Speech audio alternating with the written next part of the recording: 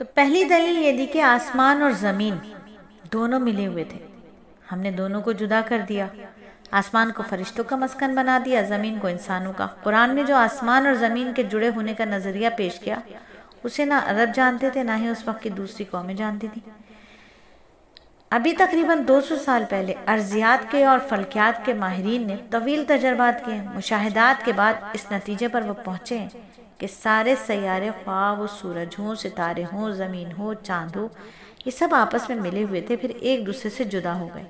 جبکہ آج قرآن کی اس بات پر حقیقت دکھتی ہے کہ 1400 سال پہلے بلا خوف و تردید اللہ نے یہ حقیقت بیان کر دی تھی۔ اسے قرآن کے معجزے کے سوا کیا نام دیا جا سکتا ہے؟ پھر دوسری دلیل یہ دی کہ ہم نے ہر جاندار چیز کو پانی سے بنایا۔ یہ بڑا عظیم شان انکشاف تھا کہ ایک امی کی زبان سے یہ بات کروا دی گئی۔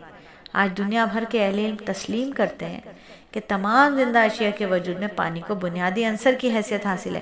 پانی کے بغیر زندگی محال ہے، خواہ وہ حیوان کی ہو، درخت ہوں، پودے ہوں، سب پانی کے محتاج ہیں۔ آپ چاند کو دیکھ لیجئے، اپنی بناوٹ میں زمین کے مشابہ ہے، لیکن چونکہ وہاں پانی نہیں ہے اس لیے اس کی سطح پر زندگی ناممکن ہے۔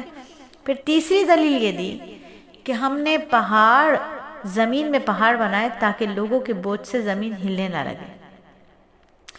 اگر یہ پہاڑ نہ ہوتے تو زمین مسلسل زلزلوں اور اضطراب کی زد میں رہتی، اور زمین کی تہہ میں جو آگ بھڑک رہی ہے اس سے حفاظت نہیں ہو سکتی تھی۔ اب بھی دنیا میں کہیں کہیں ایسے آتش فشاں پہاڑ موجود ہیں جن کے ذریعے گویا زمین کبھی کبھی سانس لیتی اور اس میں بھڑکنے والی آگ زندگی محال کر دیتی۔ پھر چوتھی دلیل یہ دی کہ ہم نے زمین میں کشادہ راستے بنائے تاکہ لوگ ان پر چلیں۔ آپ ہموار میدانوں کو چھوڑیں، پہاڑی سلسلوں کو ہی دیکھ لیں، کیسے ملک در ملک چلے جاتے ہیں، لیکن اللہ تعالیٰ نے ان کے درمیان کشادہ وادیاں اور راستے رکھے جس کی وجہ سے انسانوں کو اپنے سفر میں کوئی مشکل پیش نہیں آتی۔ پھر پانچویں دلیل اللہ نے یہ دی کہ ہم نے آسمان کو چھت بنایا، اس چھت میں لاکھوں ستارے، سورج، چاند ہیں، اپنے اپنے مدار پر انتہائی تیز رفتاری سے گھوم رہے ہیں، نہ ان میں ٹکراؤ ہوتا ہے، نہ وہ غلط ملت ہوتے ہیں۔ اگر ایک ستارہ بھی اپنے مدار سے ہٹ جائے تو عالم نظام میں خلل واقع ہو جائے گا۔ تو وہ کون ہے جو اس سارے نظام کو سنبھالے ہوئے ہے؟ کسی کو بھی ایک مخصوص رفتار اور راستے سے ادھر ادھر نہیں ہونے دیتا۔ کیا لات اور حبل، کیا عزا، کیا منات؟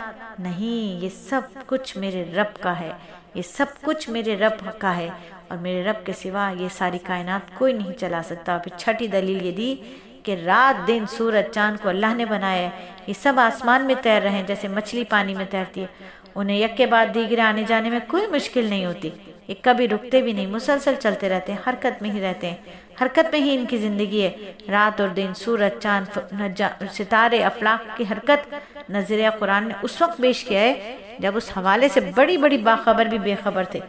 اس قرآنی نظریے کی علم جدید تائید کرتا ہے۔